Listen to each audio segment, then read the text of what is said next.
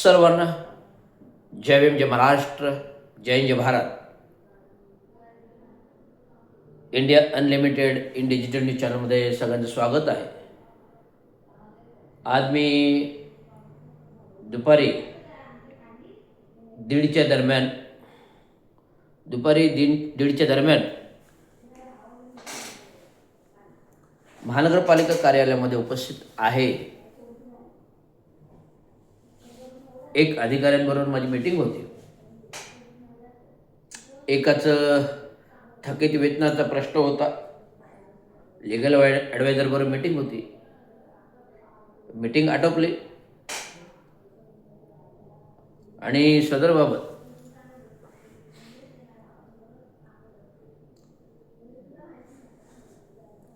एका हॉलच्या सभागृहामध्ये दूरदर्शनवर न्यूज चॅनल चालू होतं, टी व्ही चालू होतं. त्याच्यामध्ये नागपूर येथील अधिवेशनातील जे काही चालू होतं, नागपूरमध्ये ज्यावेळेस आयुक्त IAS तुकाराम मुंढे होते. तुकाराम मुंढे नागपूरला होते, पुण्याला होते, नंतर नवी मुंबई महानगरपालिकेमध्ये होते. एक वर्ष होते सगळीकडे. तुकाराम मुंढेंचा मी वर्तमानपत्रातून TV न्यूजद्वारे कार्यपद्धती, कार्यशैली पाहतो. वाखाणण्याजोगी आहे.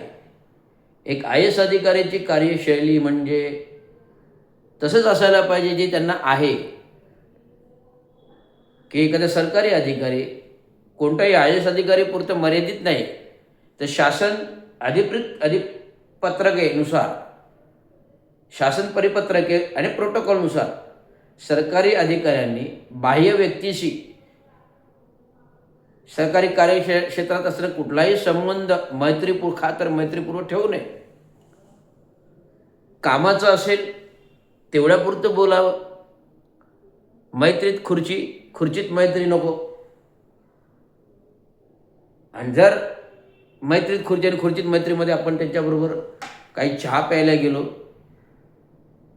काही खाय प्यायला गेलो, तर आपण त्यांच्या कामासाठी बांधील राहतो. अरे ह्या व्यक्तीने मैत्री खातीर मैत्री खुर्चीमध्ये आपल्याला मैत्री खुर्चीमध्ये जेवायला वगैरे दिलं आहे, तर याचं आपण काम करूया. तर in obligation to that person ही भूमिका येते आणि आपल्याला नाईलाजास्तव ते काम करावं लागतं. तर त्या अर्थाने तुकाराम मुंढेंचं जे काही नियोजन आहे कामाच्या बाबतीत अगदी वाखाणण्याजोगं आहे. ते मी ऐकलं. ते सरकारी कार्यालयामध्ये कोणाची मैत्री नाही, कोणाबरोबर जेवण करत नाही, कोणाचेही मैत्रीपूर्वक सरकारी कार्यालयामध्ये क्षेत्रामध्ये ठेवत नाही. काम स्ट्रिक्ट फॉर दॅट म्हणजे वेळेचे सक्त भोगते, कार्यालयात उपस्थित वेळेवर राहणं, सरकारी कार्यक्षेत्रात चोख म्हणजे कर्मचारी वर्गाने, म्हणजे सफाई कामगार ते शिपाईपर्यंतच्या कर्मचारी वर्गाने शासकीय आदेशानुसार कर्मचाऱ्यांना दिलेला गणवेश परिधान केला आहे की नाही हे सुद्धा पाहत होते. ते सकाळी त्या प्रभाग म्हणजे महानगरपालिका क्षेत्रामध्ये नाशिकमध्ये फिरताना अनेक लोकांशी जनसंपर्काद्वारे काय नियोजन आहेत, काही प्रश्न आहेत ते विचारायचे. याची कार्यशैली मला आवडते. मी सुद्धा कार्यकारी अभियंत्यांना या शैलीमध्येच काम करायचो. जो सरकारी अधिकारी नियमानुसार काम करतो तो कोणाच्याही बापाला घाबरत नाही. जसे तुकाराम मुंढे आहेत IAS अधिकारी. तुकाराम मुंढे यांचे 24 वेळा बदल्या केलेल्या आहेत आणि आता शासन मंत्रालयामध्ये ते आहेत. जिथे जातात तिथे 1 वर्षापेक्षा जास्त कालावधी नसतं, त्यांच्या 24 वेळा बदल्या आलेल्या आहेत. आता नुकतीच काही 2-3 महिन्यापूर्वी मला वाटतं झाली आहे बदली मंत्रालयामध्ये. तर अशा प्रकारचं सक्त नियमाचा भोक्ता असलेला अधिकारी शासन दरबारी जर काम करत असेल तर अशा प्रकारे अधिकारीला काम केलं जात नाही. का? कारण भ्रष्टाचाराला वाव मिळत नाही. भ्रष्टाचाराला वाव मिळत आणि खोटं काम करायला वाव मिळत नाही. हा त्याचा मागचा उद्देश आहे. त्यामुळे अशी व्यक्ती महत्त्वाच्या विभागात कामास न ठेवणे हा एक शासन मंत्रालयाचा आणि महाराष्ट्र शासन परिपत्रक आदेशनुसार दुर्भाग्य आहे. तर तुकाराम मुंडेंच्या विषय अनुषंगिक माझाही विषय आहे. मी एक सरकारी अधिकाऱ्यामध्ये कार्यकारी अभियंता राहिलो. कार्यकारी अभियंता असताना या चुकीच्या गोष्टीवर जर मी आक्षेप घेतला तर मी निलंबन. राजकीय प्रेशरने, राजकीय सत्तेच्या दबावाने 2-2 वेळा माझं निलंबन झालं. माझी मनस्थिती काय झाली असेल, कुटुंबाची मनस्थिती काय झाली असेल, एक आत्महत्या प्रवृत्ती करावा, आत्महत्या करावी अशीच अवस्था झाली होती. केवळ माझं बलवत्तर माझ्या छोट्या मुलीमुळे मी आहे, तिच्याकडे पाहूनच मी आज जिवंत राहिलो. परंतु एक मात्र मी धडा घेतला, कुठल्याही आलेल्या संकटातला न घाबरता नेटाने संघर्ष करणं केलं तो संकट आपोआप निघून जातं. कारण आपण सत्य असतो, सत्य बोली असं खरं काम करतो. कागदावरही खरं, तोंडानेही खरं. परंतु जे चोर लोक असतात, लोकप्रतिनिधींना डायरेक्ट मी चोर म्हणतो, जे गद्दार असतात, चोर असतात, जे खोटं काम करतात, तर त्यांचं काम निभवण्यासाठी ते अधिकाऱ्याला टार्गेट करतात. जसं रवींद्र शिंदेला केलं गेलं. कोविड कालामध्ये 2020मध्ये पालकमंत्री, महाविकास आघाडीचे पालकमंत्री, नगरविकास खात्यामध्ये पालकमंत्री असताना कोविड नियंत्रण कालावधीमध्ये पालकमंत्री जे रोज संध्याकाळी लाईव्ह करायचे, त्याने जे काही विधान म्हटलं होतं त्याला मी फक्त आक्षेप नोंदवला होता की पालकमंत्र्यांचं विधान हे खोटं आहे. ते कधी रात्री 11:15 वाजता, रात्री 11:15 वाजता सरकारी कार्यालयाचा काही संबंध येत नाही. मी घरी एक सर्वसाधारण नागरिक असतो आणि सर्वसाधारण नागरिक जर मला मतदानाचा अधिकार आहे, जर राजकीय मंत्र्याला माझे मतं जातात तर मला बोलण्याचाही अधिकार आहे ना. लोकशाही तंत्र मिळालेले, व्यक्ती स्वातंत्र्य डॉक्टर बाबासाहेब आंबेडकर अधिकार दिलेला आहे. त्या अधिकाराने मी आक्षेप नोंदवलेला बोललो आहे. एक विनंती आक्षेप बोललेला आहे. त्याच्यामध्ये कुठलाही रोष नव्हता, कुठलाही. पण त्याच्या 15 दिवसांनी कोणीतरी आजूबाजूचे चमचेखोर भांडी घासे लोक कानामध्ये मुतले एकनाथराव शिंदेंचा. त्यांचं नाव आहे नरेश मस्के, गोल्डन गँगचे मोरके. ते मुतल्यामुळे एकनाथराव शिंदे पालकमंत्र्यांनी काही खातं जमा केली नाही. त्यांना माहिती आहे रवींद्र शिंदे कोण आहे, कुठून आहे, काय अधिकारपद आहे. माझे आधीपासून ते सेवेत आहेत आणि त्यांच्याबरोबर मी काम केलं. एवढं खात्रीपूर्वक मार्किट आहे असून सुद्धा कोणतेही खात्री न करता डेट बिपिनजी शर्मांना फोन लावला, बिपिनजी रवींद्र शिंदेला सस्पेंड करा. अरे लगेच तातडीने, कुठली खातर जमा नाही, 24 तासाची नोटीस दिली, तेव्हाही खुलासा की न घेता कार्य न करता डायरेक्ट थेट निलंबन. 5 ऑगस्टला जितेंद्र आव्हाड साहेबांच्या वाढदिवशी मला निलंबन केलं.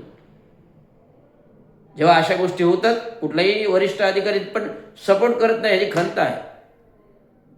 प्रभावीपणे युनियन क्षेत्रातलं काम करतो मी आणि युनियन क्षेत्रातले काम करत असताना एक युनियन प्रतिनिधी म्हणून मला बोलण्याचा पूर्णपणे मुभा आहे. शासन सेवा नियमावलीमध्ये, शासन सेवा नियमावलीमध्ये जर युनियनचं काम करत असेल, युनियन लीडर असेल, तर त्याला पूर्णतः बोलण्याचा अधिकार आहे, त्याला क्षमस्व आहे. त्याला तुम्ही सस्पेंड काहीच करू शकत नाही. जेव्हा मला समजलं तर एकनाथ शिंदेच्या घराजवळ मी पाऊस धोधो पडत तर गाडी लावली, विचारायला उभा राहिलो, मला सस्पेंड का केलं. पण पालकमंत्री एकनाथराव शिंदे बंगल्यावरून खाली आलंच नाही. नितीन कंपनीच्या जंक्शनजवळ काजूवाडीच्या खालीच नाही आले. ठीक आहे, रोज जाणं घेतल्यावर भेटणं व्हायची. एकदा सकाळी थेट उठलो, विधान भवनावर गेलो. मुंबईच्या विधान भवनावर पायरीवरच मी अधिवेशनाला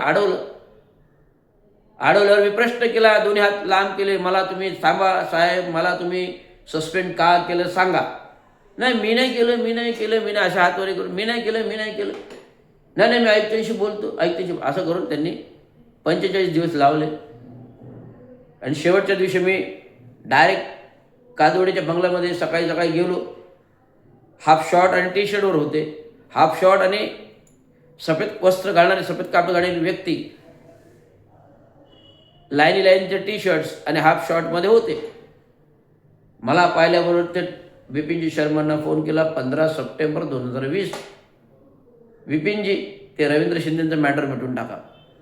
सायंकाळी 4 वाजता लगेच माझे आदेश काढले. झालं, ते प्रकरण मिटतं नाही. तर 1 मार्च 2021 नजीब मुल्लाचं उठलं. नजीब मुल्लाने जे काही माझ्या अधिकारातलं काम हेड ऑफ द डिपार्टमेंट, नाले प्रकल्प विभागाचे head of the department Ravindra Shinde, परंतु माझ्या प्रकल्पीय डिपार्टमेंटून नाल्यावरती रस्ता बनवला जातोय, DP मध्ये चुकीच्या प्रकारे रस्ता दाखवला जातो हे मलाच माहीत नाही, आणि माझ्या डिपार्टमेंटचा अभिप्राय कोणीतरी वेगळ्याच अधिकाऱ्याने दिला. मग ज्याप्रमाणे खोटा प्रस्ताव मंजूर झाला DP रस्ता दाखवून, त्या अधिकाऱ्यांचा याच्या पायामुळे पण नाही, आणि माझा कुठलाही संबंध नसताना मी सस्पेंड. का बरं सस्पेंड? मी आक्षेप घेतला म्हणून सस्पेंड? ते असं कुठं सरकारी खात्यात चालतं का? राजकीय वर्ध असतं आणि खोटं करून पैसे हाताळणे आणि केवळ आपल्या स्वार्थासाठी अधिकाऱ्यांचा भय देणे हे सोडून द्यावे. त्यामुळे तुकाराम मुंडेंसारख्या जर अधिकाऱ्यांवर जे बालट येत असेल तर माझ्यासारखा महाराष्ट्र म्युनिसिपल कर्मचारी युनियनचा अध्यक्ष या नात्याने मी त्यांच्या पाठीशी खंबीरपणे उभा आहे. कोणाशी लढायला लागलं तरी चालेल, लढायला तयार. कारण मी माझ्या अनुभवावरून सांगतो, मी आज 131 नगरसेवकांबरोबर आणि 16 स्थायी समिती गोल्डन गँगबरोबर लढत आहे. निवडणुकीला येणाऱ्या महानगरपालिकेच्या निवडणुकीला 116 गोल्डन गँग फॉर्म कसे भरते ते बघतो. 131 उमेदवार माजी नगरसेवक फॉर्म कसे भरतात तेच मी बघतोय. सगळ्यांना वर गुन्हे दाखल करणार, इन्कम टॅक्सकडे पत्र देणार, ईडीकडे पत्र देणार. जो क्लस्टर आणि SRAच्या भ्रष्टाचारामध्ये पण हे अडकलेले आहेत, सर्वांकडे ईडीला पत्र जातील. मग त्यात कोणी का असे ना, उपमुख्यमंत्री असोत का कोणीही असोत, कोणी नगरसेवक आजी माझे, मला काही एक फरक पडत नाही. जी लोक माझ्या जीवावर उठली मग मी काय त्यांची आरती करू? जय जय संतोषी माता, जय जय मा, जय जय संतोषी माता, अशी आरती करू का? नाही. माझ्या जीवावर जे काय बसले, माझ्या कुटुंबावर जे काय बेतले, मला आत्महत्या करण्यास प्रवृत्ती केलं. त्यामुळे ईडी, IT, इन्कम टॅक्स, सेटाईज आणि ॲट्रॉसिटीचा गुन्हा मी दाखल केलेला आहे. मग परवाच माहिती अधिकार दिला की काय कारवाई केली ॲट्रॉसिटीचे या मंत्र्यांच्या विरोधात, ते मला अहवाल द्यावा पोलीस डिपार्टमेंटने. रवींद्र शिंदे आहे, भीमाचं रक्त आहे, निळ्या छत्रछायाचा रंग आहे, हे श्रीमंतीचं उच्च प्रतीक आहे. ना कोणाला घाबरणार ना कोणाला. आणि छत्रपती संभाजी महाराजांची जन्मतारीख आणि तिथी एकच आहे. त्यामुळे ह्या आधुनिकचा छत्रपती संभाजी महाराज आहे. ना कोणाचा अन्याय सहन करणार, ना कोणाचा डोक्यावर अन्याय करून घेणार. भीमाच्या रक्ताचं माणूस, ब्लॅक पॅन्थर, संविधान रक्षक, कायदा रक्षक असा हा रवींद्र शिंदे आहे. त्यामुळे कोणाच्या बाबाला घाबरणार नाही. कोणी किती अशा अंगावर आले तरी शिंगावर घ्यायची ताकद हा रवींद्र शिंदे. एवढंच मला सांगायचं आहे. त्यामुळे तुकाराम मुंडेंवरती जो काही अन्याय होतोय त्याला पूर्ण कामगार संघटनेचा सपोर्ट मी ठाण्यातून जाहीर करत आहे. एवढंच. धन्यवाद. जय महाराष्ट्र, जय